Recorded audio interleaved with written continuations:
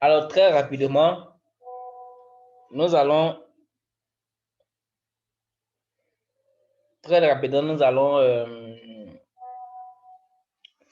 définir des vues pour chaque menu qu'on a pu faire. Donc, ici, par exemple, donc je fais un share de tout mon screen, comme ça. Ici, par exemple, on va venir ici, vers le bas. Et vers le bas, on va définir la partie droite de notre page. Donc, quand vous regardez bien sur la gauche, quand vous regardez bien sur la gauche, on a fait le menu. Après, on n'a pas encore exploité la droite. Donc, il va falloir qu'on puisse exploiter la droite. Je vais me connecter sur les liens avec mon téléphone pour voir en temps réel. Donc, pour exploiter la droite,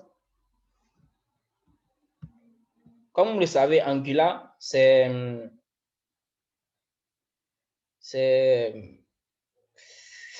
basé sur des composants. Alors, on n'est pas forcément aussi à chaque fois de créer de nouvelles pages. Par exemple, ici, pour débuter, on a créé 2 pages. On a créé la page login et puis on a créé la page dashboard. Donc, pour le premier élément, login là, on sait que login et puis dashboard, le login est spécifique, c'est-à-dire c'est une page qui est spécifique sur laquelle on ne peut pas trouver de menu. Ça va?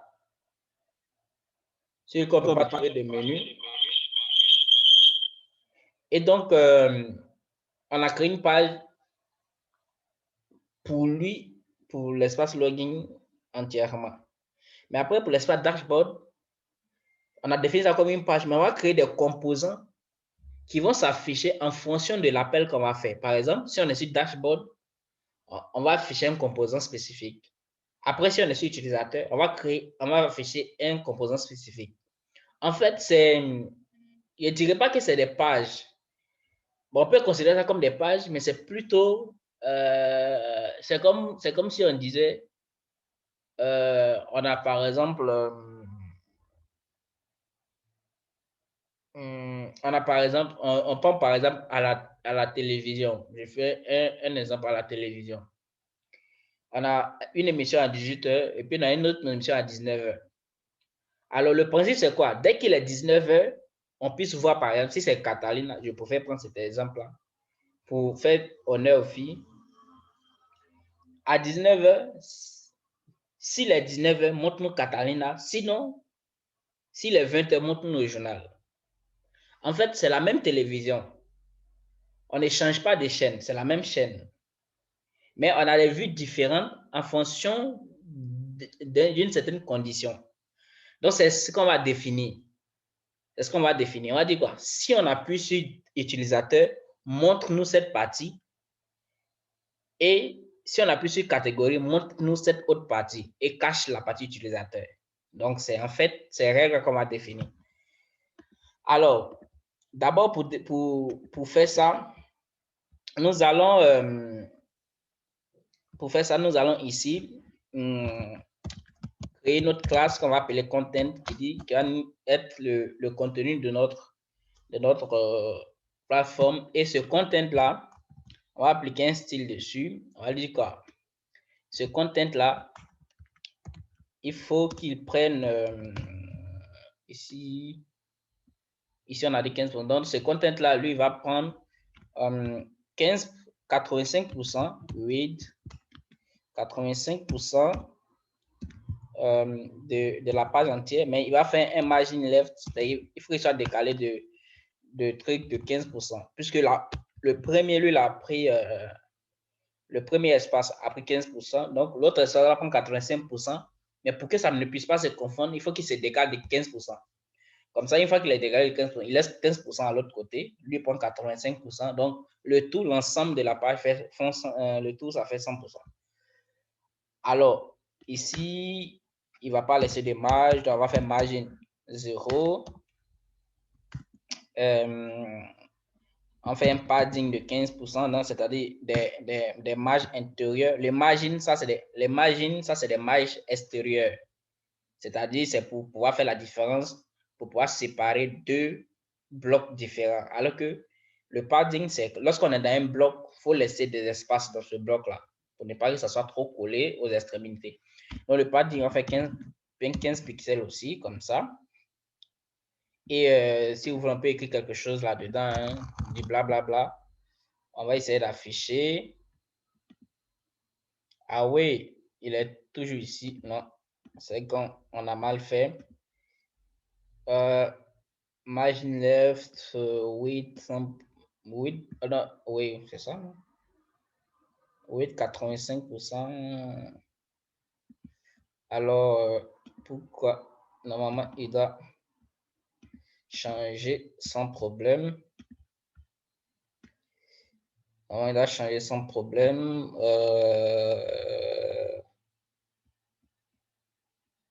Alors là,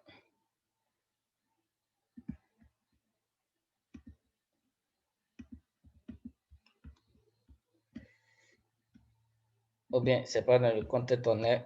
Pourquoi il fait ça? Ok, on va voir. Ah oui, mais il a quel problème?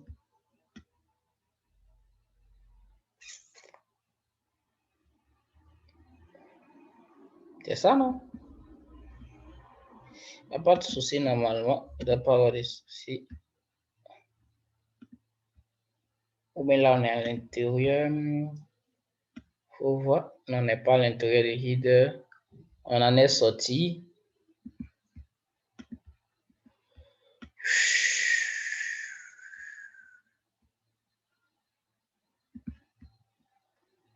On est sorti.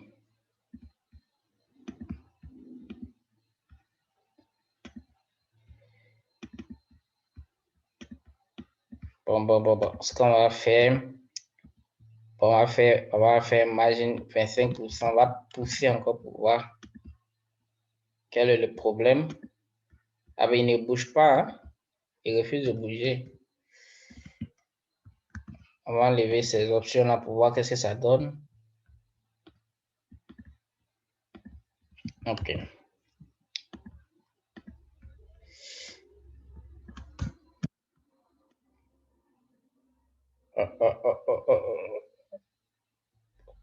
Normalement, il ne doit pas créer de problème. J'écris encore n'importe quoi. Bonjour. Et je garde les mêmes informations. Il ne veut pas bouger de là. Donc, je vais voir qu'est-ce qui ne va pas. Normalement, non. Content. On est dans le content. Ça, c'est l'informatique. Des fois, il bug bêtement comme ça.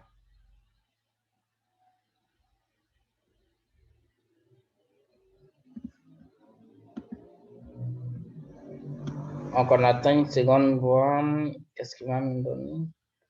Moi, j'ai... Ah ouais.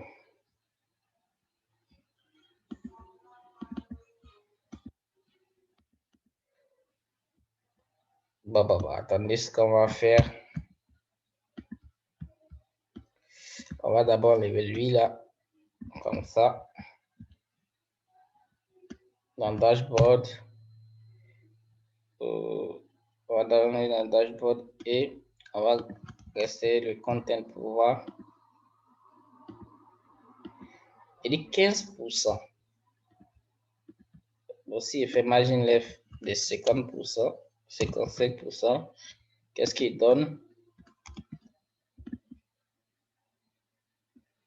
En fait, il ne bouge pas du tout. Ou bien le dashboard, lui, je vais le définir à 100% ici. Lui, je vais le définir à 100% pour voir ce que ça donne.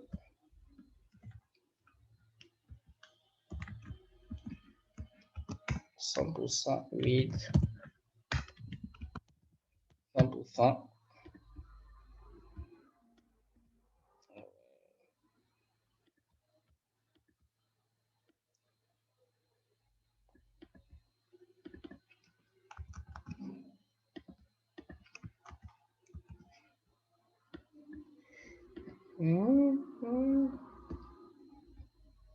Bon, 800%. On va mettre 100%.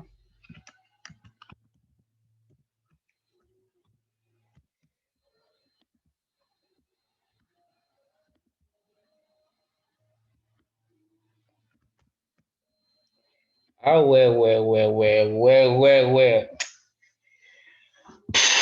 Regardez l'erreur que j'ai pu faire. Ici, par exemple, qu'est-ce que je fais?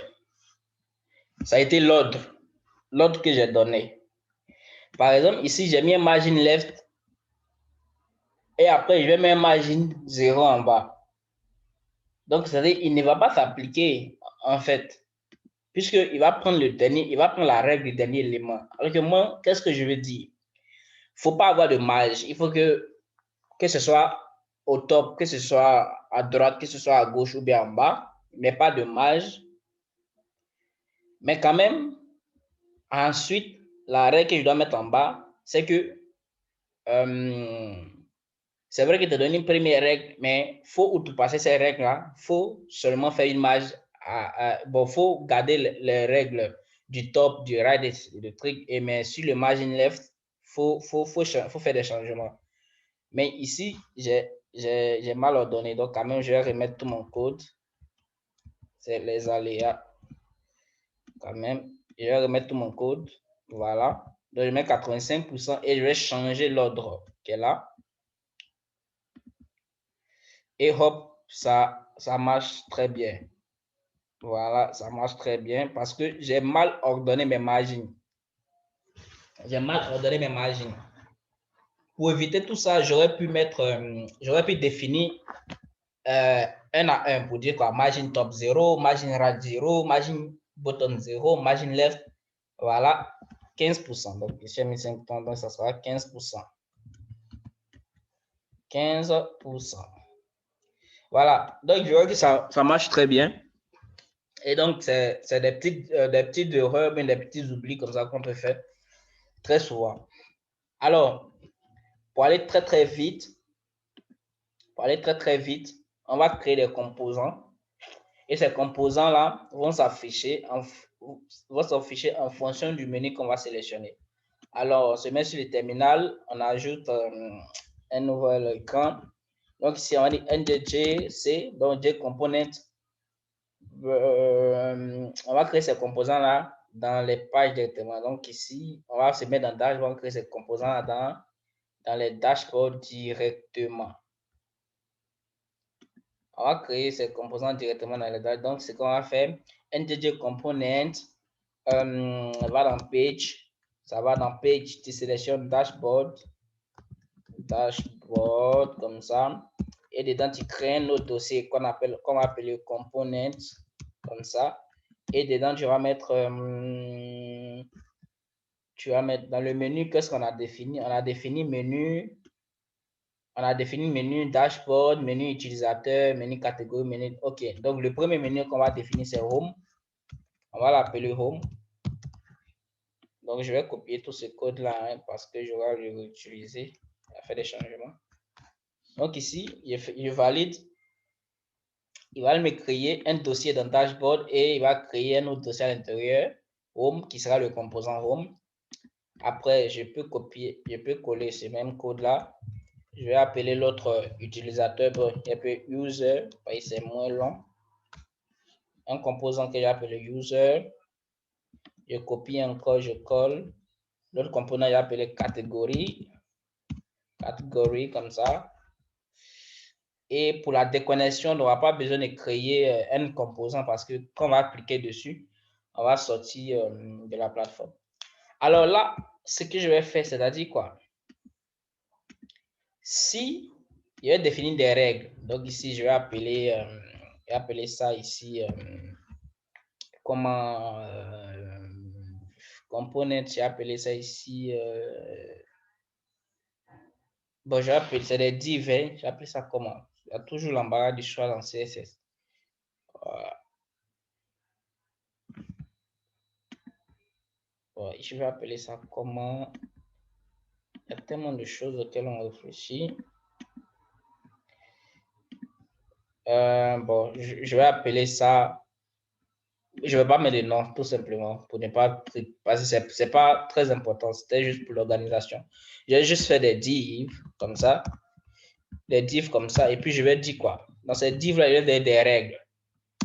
C'est-à-dire quoi? En anglais, il y a dit quoi? NG, c'est-à-dire quoi? Si, ça va? Si le actif menu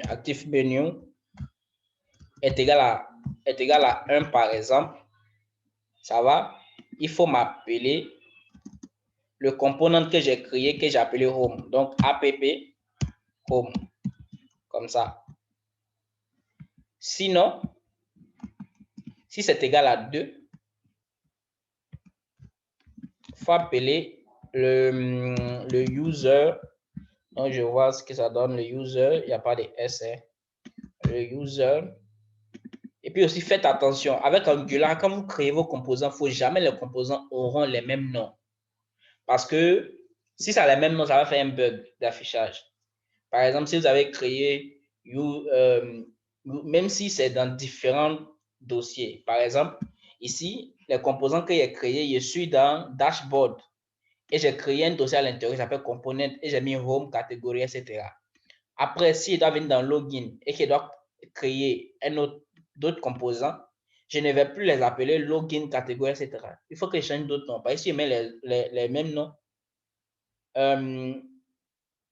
parce que les composants, pour les afficher dans les pages, on ne les définit pas avec les liens, on les définit avec les noms. Quand c'est home, pour l'appeler dans une page, on met app-le nom du composant qui est home. Si c'est catégorie, c'est le nom du composant qui est catégorie. Donc après, si on a mis 2 fois, on a créé de toute façon, il va mettre une erreur pour dire que vous ne pouvez pas créer ce composant-là 2 fois, même si c'est dans des différents dossiers. Donc, c'est un peu ça. Alors, ici, on a dit quoi? Si le menu est égal à 1, affiche-nous home. Si c'est égal à 2, affiche-nous user. Donc, on va aller voir ce que ça donne.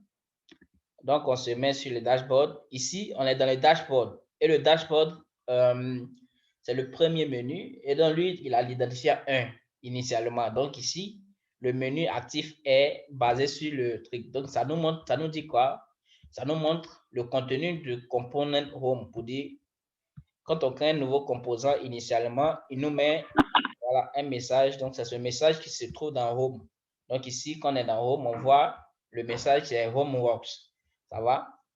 Et quand on vient ici, on clique sur utilisateur, on va voir qu'on a UserWork, c'est-à-dire on a changé de vue. Ici, on a Homework, ici, on a UserWork. Pour marquer plus la différence, dans le Home, je vais venir mettre, je vais venir écrire par exemple un H1 et écrire page home par exemple comme ça. Et puis quand je viens dans user, je vais venir écrire un autre H1 et dit page user comme ça. Et je vois l'affichage. Voilà, à l'affichage, je vois bien la différence.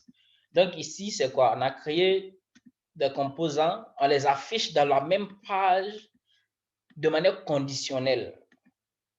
De manière conditionnelle, voilà, pour dire si l'id est égal à si la variable active prend l'id 1, il faut afficher tant ça prend l'id 2. Voilà, donc c'est un peu ces règles-là. Alors, ce qu'on va définir maintenant, c'est que dans le dashboard, on va pouvoir afficher un tableau. On va aller tout rapidement. On va aller rapidement ici. Quand on est dans Home, par exemple, on va afficher un tableau. D'abord, on va faire une section. On va appeler table responsive. Responsive, comme ça. Donc, le but, c'est d'afficher les utilisateurs qui sont ici. Donc, ici, on va créer notre table comme ça. Ce table va prendre la classe table aussi. Table comme ça. On aura le theid. dans l'entête du tableau, il va prendre une ligne avec des TH à l'intérieur. Dans les TH, on va la copier. Ici, on aura par exemple l'idée de l'utilisateur. Comme ça, on aura son nom et prénom. On a nom et prénom, comme ça. On a l'email. Voilà, bon, on a défini ça. Donc ici, quand tu vois ici, on voit que ça apparaît bien. Ici, après, on peut mettre un T-body, un TR, un TD. Donc ici, par exemple, on peut définir manuellement d'abord un nom daté junior, l'email daté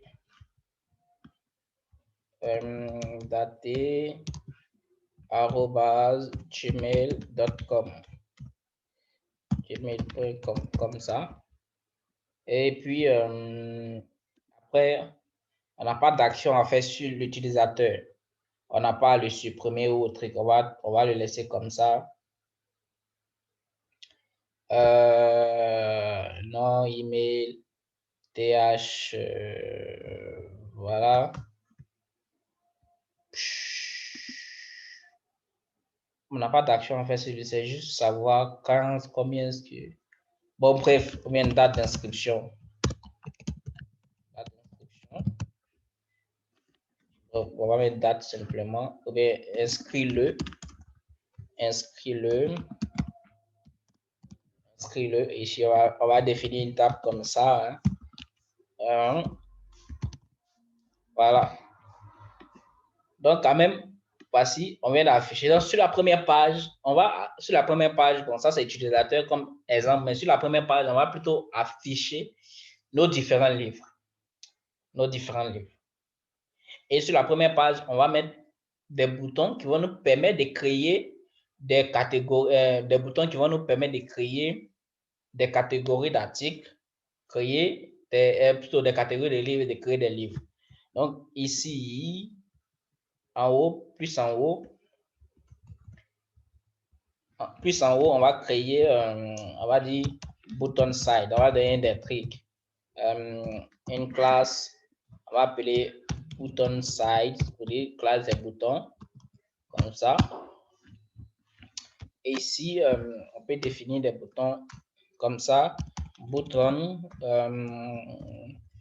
on a bootstrapé, donc on peut avoir des boutons créés, une catégorie ou bien une nouvelle catégorie, comme ça. Nouvelle catégorie. Après, on a un autre bouton qu'on va appeler nouveau livre. Nouveau livre, par exemple. Non, il y a tout supprimé. Nouveau livre. Et on va appliquer des classes. Ici, on fait BTN, primary, comme ça, primary. Ici, on peut créer BTN secondary, comme ça. Donc, ici, on va avoir nos boutons qui seront affichés. Nos boutons sont affichés ici en haut. On va mettre de l'espace entre la zone des boutons et même de l'espace entre les boutons. Donc, ici, par exemple, on va dire qu'ils mettent des marges en bas de 30 pixels, par exemple, et que les boutons qui sont à l'intérieur soient séparés de la droite. Bouton, margin right,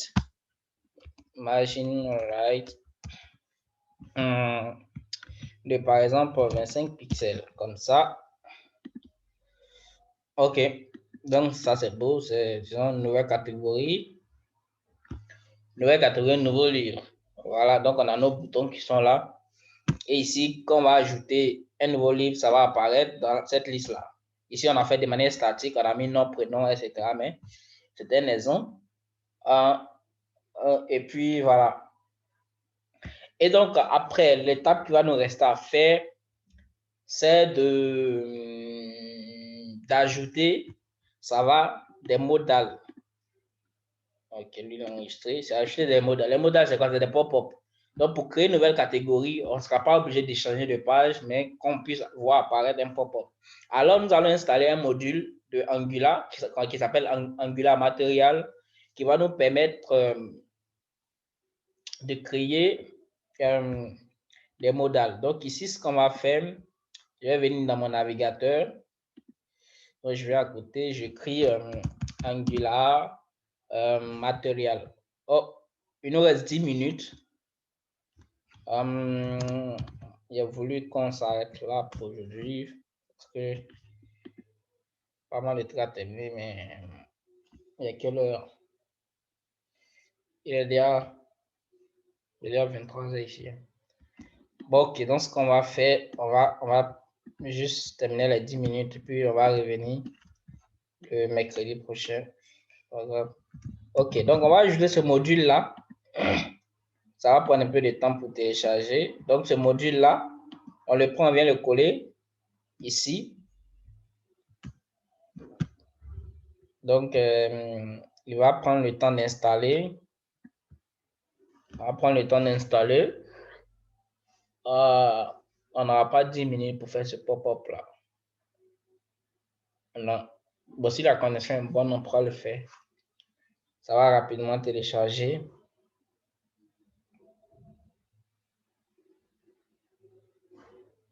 No. Material typography, no. Yes. Ici. Là, il va installer le package. Donc, on attend qu'il finisse. On va prendre le temps de télécharger,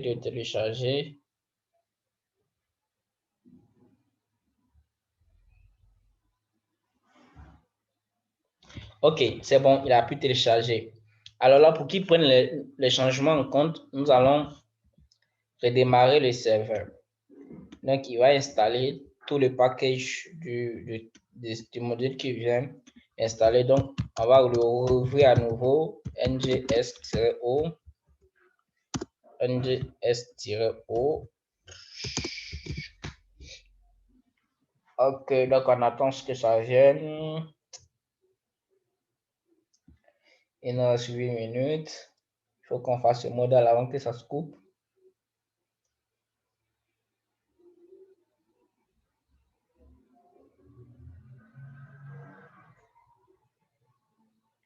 Là, il va compiler tout ce qui vient de créer là. Ok.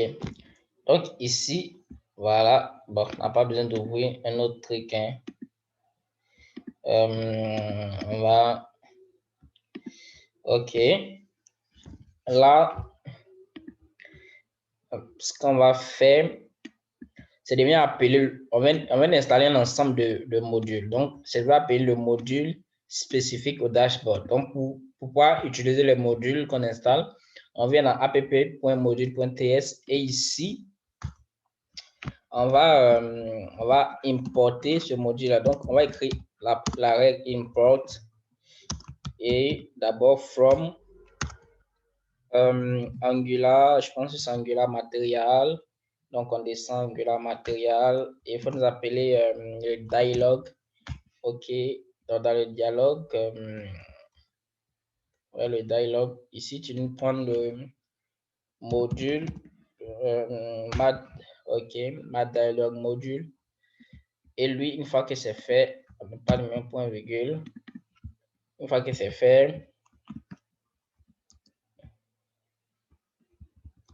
on vient le coller ici. Bon, ici par exemple. Et donc, quand il est là, on va créer un composant qu'on va appeler modal. Lui, c'est ça qu'il fait. On va créer un nouveau composant qu'on va appeler modal. Alors, ce composant-là, on va le mettre avant la page. Donc, on va écrire ngj component. On va créer un nouveau dossier qu'on va appeler le composant, mais qui sera en dehors de la page. Donc, ngj c'est composant comme ça. Et dans ce composant, tu mets modal. Alors, on crée le modal. OK, il y a le modal qui est là. Alors, ici, on va ajouter, pour que ce modal-là ne soit pas considéré comme ça c'est un composant, mais pour que ce modal-là soit vraiment utilisé comme un pop-up, il y a une règle encore qu'on va trick, donc on va mettre un trick component. C'est ça, non? Ah ouais. Pourquoi il me refuse ça? Alors, pourquoi il me refuse ça? Ouais, il y a une erreur quelque part ici. Qu'est-ce qu'il est en train de me dire? Donc, on va recompiler. On n'a pas bien compilé la chose. NGS-O. On va recompiler. Il nous reste moins de 5 minutes. Est-ce que ça pourra... Est-ce que ça pourra...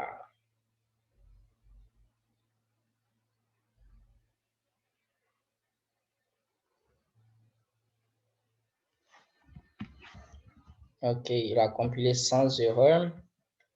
Donc, je pense que c'est bon. Alors, mais tu as fini de compiler, donne-moi la main.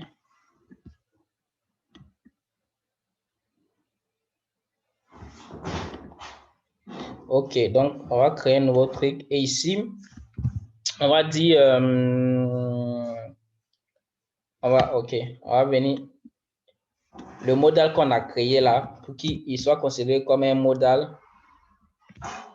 Alors, mais pourquoi il me fait ça? On doit finir ça avant ça.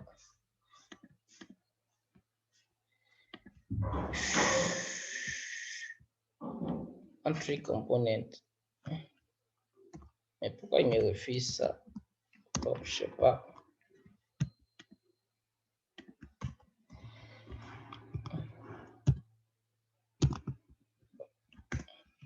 Ah ouais, c'est bon maintenant. Donc ici, on va venir écrire des règles de modal rapidement.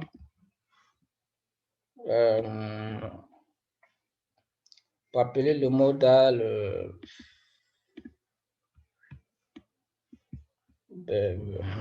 on appelle ça comment?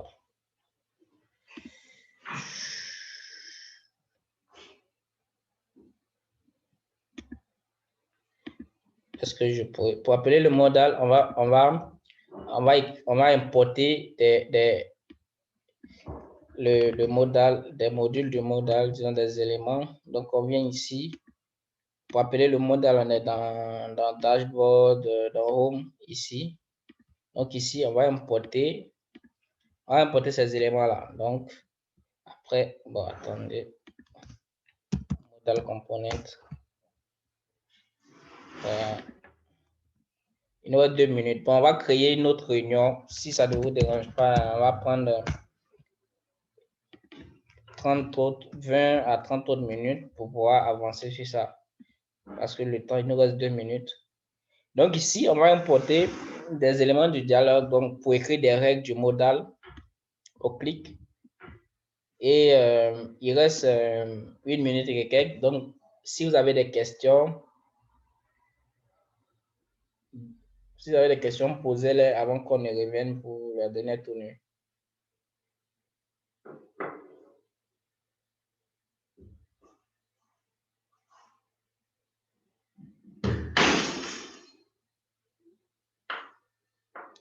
Quelqu'un a une question?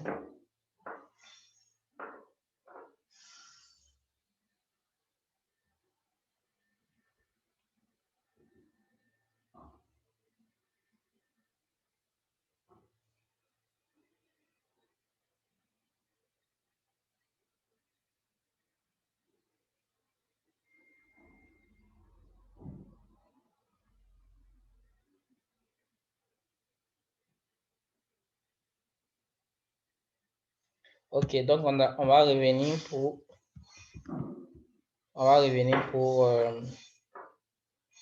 terminer ce modal-là.